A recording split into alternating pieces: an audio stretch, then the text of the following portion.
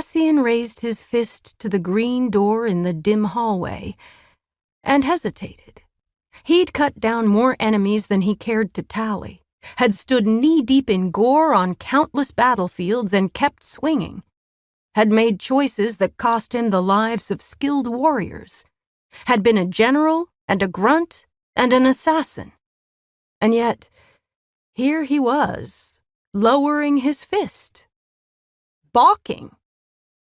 The building on the north side of the Sidra River was in need of new paint and new floors, if the creaking boards beneath his boots as he'd climbed the 2 flights had been any indication.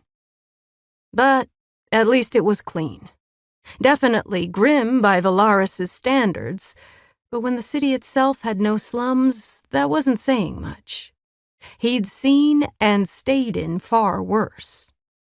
He'd never understood, though, why Nesta insisted on dwelling here. He got why she didn't take up rooms in the House of Wind. It was too far from the city, and she couldn't fly or winnow in, which meant dealing with the 10,000 steps up and down.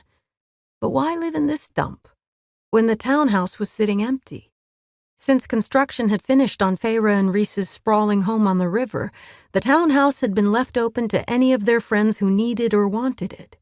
He knew for a fact that Feyre had offered Nesta a room there, and had been rejected. He frowned at the door's peeling paint. No sounds trickled through the sizable gap between the door and the floor, wide enough for even the fattest of rats to meander through. No fresh scents lingered in the cramped hallway. Maybe he'd get lucky, and she'd be out.